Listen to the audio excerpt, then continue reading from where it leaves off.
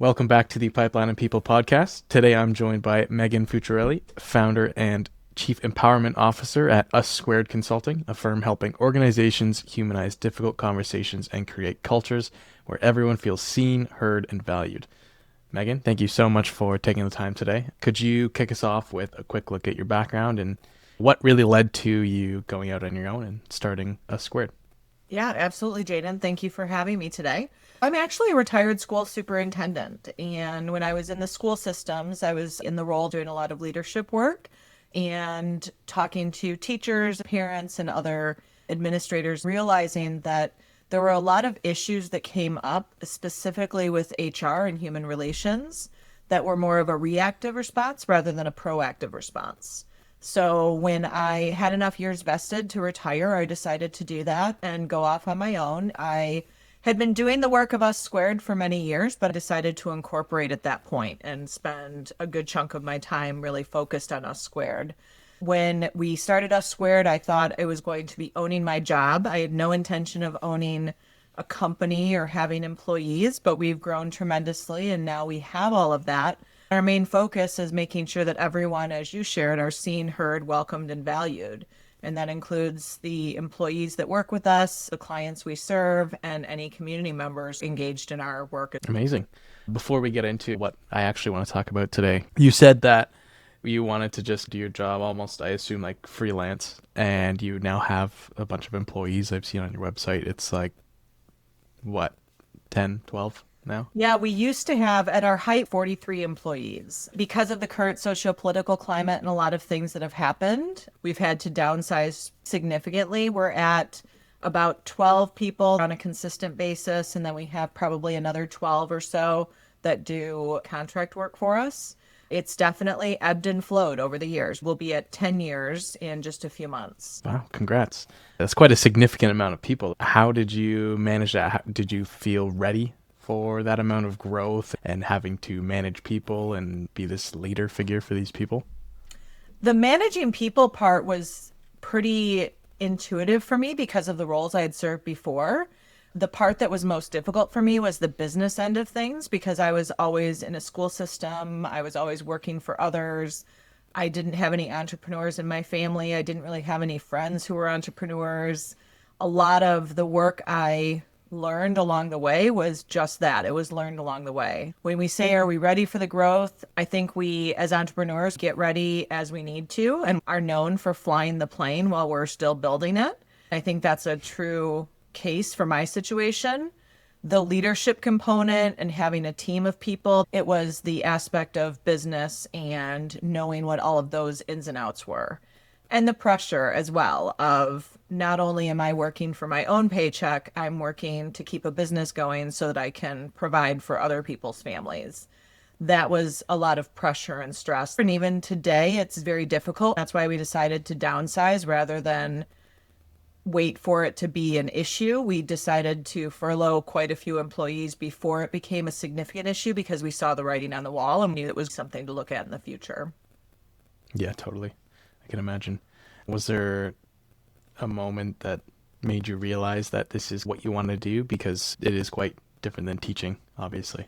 So while I was teaching, and this kind of goes into my origin story, our work is really around authenticity. When we talk about ensuring that everyone is seen, heard, welcomed, and valued, I realized when I was a student, I only learned about people who looked like me.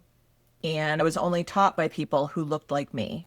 When I went into teaching, I wanted to make sure that students I worked with didn't have that same experience. I wanted them to learn about other cultures. I wanted them to learn about other backgrounds. I wanted them to have exposure, even if it wasn't with other students, because America is very segregated, right? Schools are very much, you go to school with people who are very similar to you in most cases because of how segregated our country is.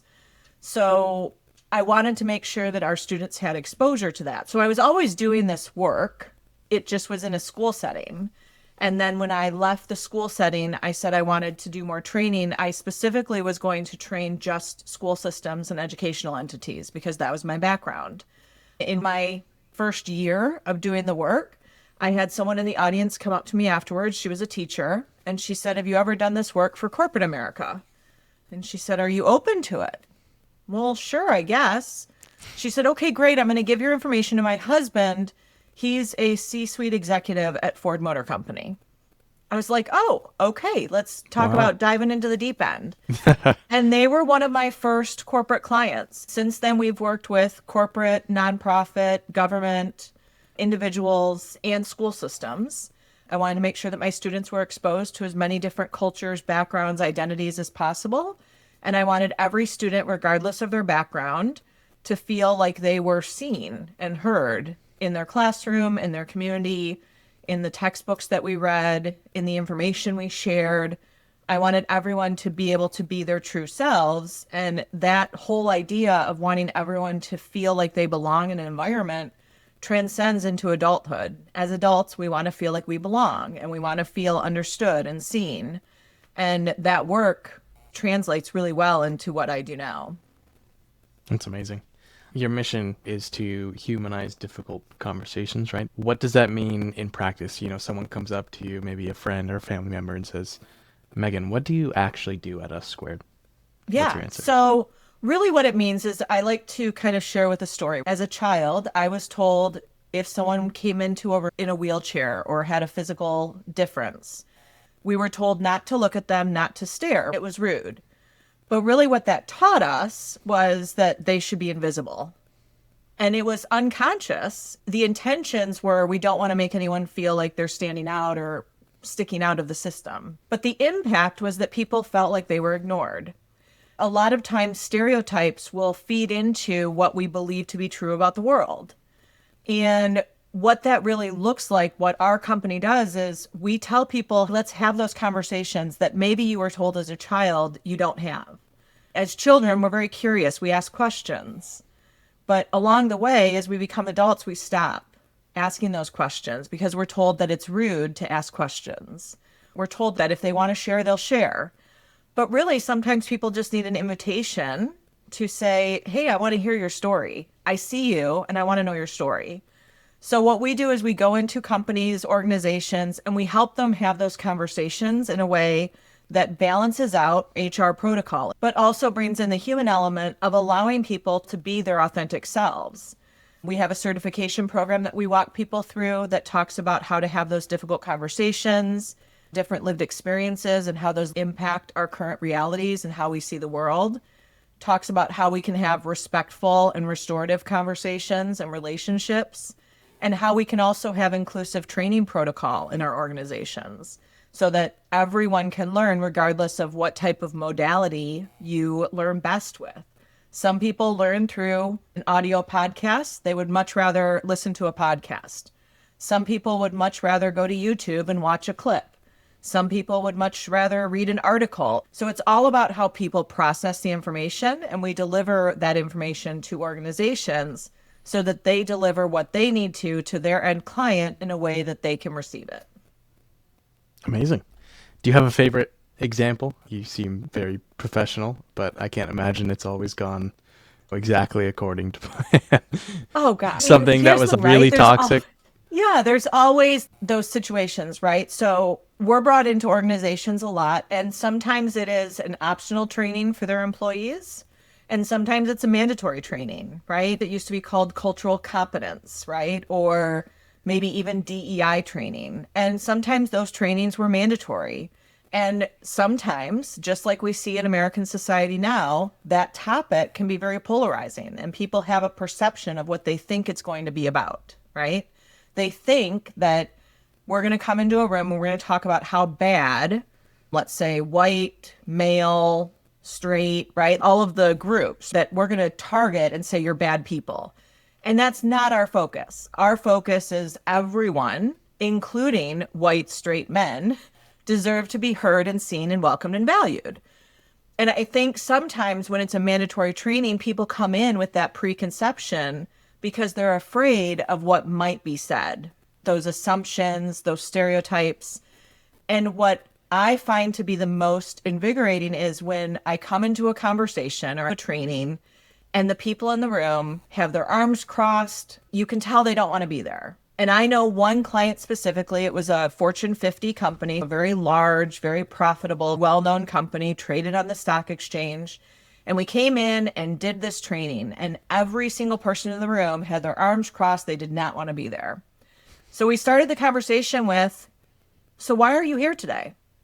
Because I wanted them to vocalize that they were there because they had to be. And I said, okay, so all of us have to be here. I have to be here because I was paid to be here. So what can we do during this time so that it feels like all of us spent our time doing something valuable? And we started the conversation with that because I think too often in trainings, we go in and we assume that everyone wants to hear what we have to say. And when it's a mandatory training, that's not always the truth, right? So this particular client, we had that conversation, we opened it up, and then I said, okay, so here's what I was hoping to talk about. Can we talk about that? They all said yes, because I had already given them a chance to share what they were concerned about. I'm going to remember everything you said, and I'm going to make sure that I don't make anyone feel judged and that we talk openly. And then if anyone feels like we're going off the rails, you all get a chance to come up and say, hey, I don't like that. So I brought in everything that they said. And I said, now here's what I was hoping to be able to cover. Can we do that? By the end of that session, people didn't want to leave. The session was supposed to end at 4:00, right? I said, okay, we're done. If anyone wants to stay and have further conversation, I'll stay for a little while. Not one person stood up and got out of the room. People want an opportunity to talk about these conversations that we're told we can't talk about. We're told if we talk about it, we're racist or sexist or whatever it might be. But really what people want is an opportunity to talk about it in a judgment-free zone. And all of our team are trained in how to have those conversations that people feel uncomfortable having. We present those conversations in a way that doesn't feel like it's shame-based, it doesn't feel blame-based, it doesn't promote guilt, and it opens a judgment-free zone to create action plans to move forward using the information we talked about. 100%. And those are very important conversations to have. And obviously, I've had a few conversations with other people that do pretty similar work. What's not talked about as much is obviously the training and having everyone feel welcomed and valued is very important. But for a founder who's going, why should I care about this? What's the benefit of having a culture where people feel accepted and valued? Yeah, absolutely. So it depends on what size of a company you're working with. If you are a solopreneur or you're a small business, then you're not as worried about how your employees feel because maybe you don't have employees. But you need to worry about how your clients feel. You need to know that the impact of the words we say can have strong impacts on our productivity, profitability, and ultimately our revenue. When we're working with our clients, our end consumer, whether we sell a product or a service, our messaging matters. How you present yourself, how you say things matters to your end client. Today's industry and today people are making decisions of what they're going to purchase, what companies they're going to use based on values more than ever before. We used to see people making decisions based on the profit, right? They were making decisions based on what they could afford or the name brand. But now, more than ever, we're seeing people make decisions based on the values that company stands for. As founders, you need to make sure that you know what your values are, whatever they are, whether you are someone who is all-inclusive, whether you target one specific identity. It's about the messaging we put forth and how we can share that in a way to grow our pipelines and share our message in a way that resonates with the people we want to serve. That doesn't mean that every company is meant to serve every person. Know who you are meant to serve, because that will increase your pipeline if you can speak the message and words that resonate with your client. Yeah, and I think that kind of segues a little bit into another question I had. I saw somewhere that you recently introduced impact coaching. Yeah. A more focused model for executive. What inspired that shift? How is it different? Could you walk me through it? Impact coaching is a short-term coaching protocol specifically for founders, solopreneurs, small business owners who are trying to make a pivot because of the current environment. But there's so many outside forces right now telling people what you can or can't do. And what we do is say, it's not about what society tells you because there's a market out there for everyone and every business. It's about how can you pivot in a way that still aligns with your authentic purpose, what your mission is for your company. How can you do that work in a way that resonates with the people you want to serve and the people that want you to serve them? Because there's a difference, right? Sometimes as business owners, we have an ideal avatar in our head of who we want to work with. But sometimes the community or our potential clients will tell us who wants to work with us, right? And we need to, as founders, be willing to hear both of those sides and be able to find something that fits authentically with us. Impact coaching is a small, compact piece that looks at one specific aspect of a business, whether it's identifying your perfect avatar, creating messaging, looking at sales, figuring out your operations. But we identify one specific piece, and through 4 coaching sessions, we move you from point A to point B, very streamlined through a systematic process to get you to be able to make that impact that allows you to stay authentically yourself while also serving the clients that want to be authentically themselves. Okay, makes sense. When you say pivot, could you elaborate on that a little bit? So for myself, a year and a half ago, I was coined a DEI or social justice consultant. I have a TED Talk, I have a book series, I have a lot of speaking engagements. I've done a lot of work in the social justice and DEI space. Because of some of the polarization around that, people will hear that and automatically think that they know everything about the work I do. And it's not always accurate. More times than not, it's very inaccurate, right? So what we did is before the election, we came up with 3 different plans. We came up with a plan of if Harris won, if Trump won, and if we had another January 6th. It wasn't about being political. It was about knowing that our world was going to shift based on who won that election, because we knew that half of the country was going to be upset regardless of the results, right? Yeah. So we knew there was going to have to be some kind of a pivot in our messaging, in how we delivered our services, and we wanted to still be authentically ourselves and what we stood for. So we created those plans, and then when the president was announced, we put into action the roadmap we had discussed. What that involved was completely removing all reference to social justice, diversity, equity, and inclusion from our websites, from our materials, from our RFPs. It was completely gone moving forward. We did not erase what we had done in the past because I believe that everyone's past impacts their current and their future, right? But from that point on, we pivoted our messaging. What we do, our impact, is still the same. We want to make sure that everyone is seen, heard, welcomed, and valued.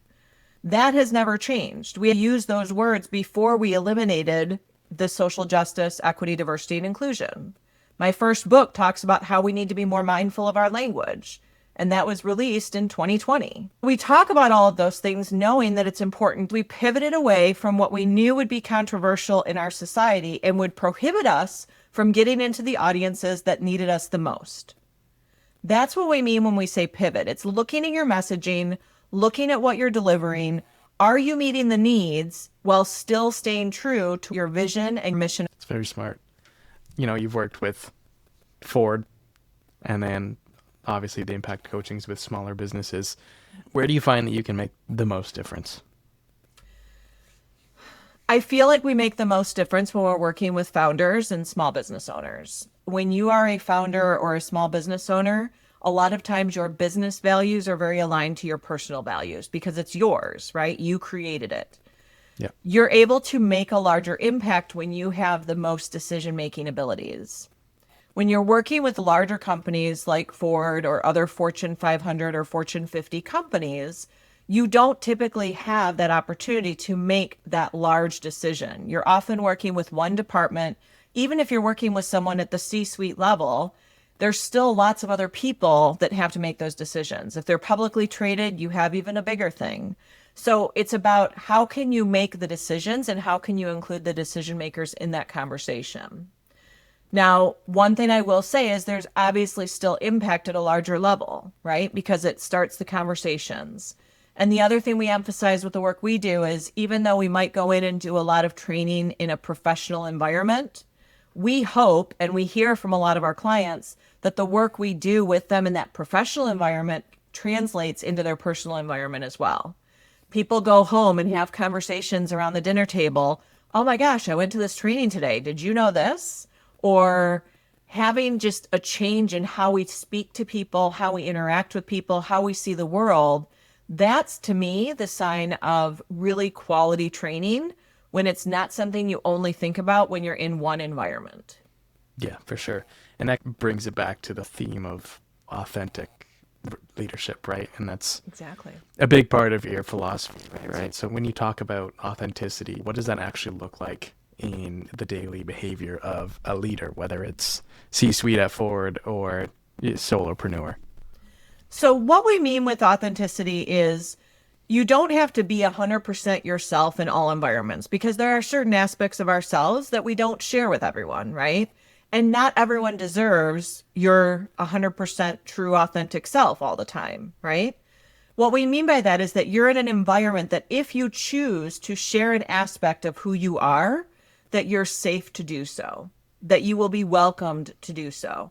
But ultimately, it's up to each individual as to what they want to share, when they want to share it, and how they want to share it.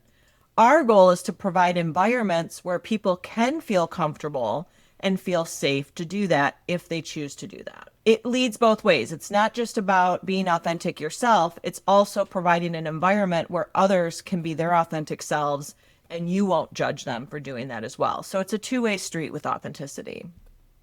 Yeah, totally. Makes sense. I wouldn't be a good founder of an AI firm if I didn't try and sneak some kind of AI discussion in here. So, Yeah. how does AI, how has it changed your process, or how have you incorporated it both internally and for your clients in this journey that you take them on? Yeah, we utilize AI pretty often. It's a great way to strategize. With my team, we use AI to start our brainstorming processes. What I tell our clients regarding AI is that you cannot depend on AI to do all of the work for you. You still need a human to be able to have the human element of the work. Your job will not be replaced by AI, but your job will be replaced by someone who uses AI. If you're using AI, it needs to be still reviewed by a human. It still needs to be looked at by a human. It still needs to have the human element. Now, where it impacts our work specifically is AI utilizes all of the information it gets from the internet, from people, from all the different prompts people are putting in. As a society, our society is very biased. So AI is learning biased terminology and biased things from the people who are using it, which as humans, we all have biases. AI has gotten better, but I remember when it first came out, I was one of the first people to jump on ChatGPT back in the fall of 2023. I was on it when it was the older version and it was clunky. I remember asking questions like, tell me about a superhero. And it would pull up a white male superhero. And I didn't tell it to tell me a white male superhero. I just said, draw me a picture or describe a superhero. And it would give me that depiction. I think it has gotten better over the years, but AI is only as good as what people put into it.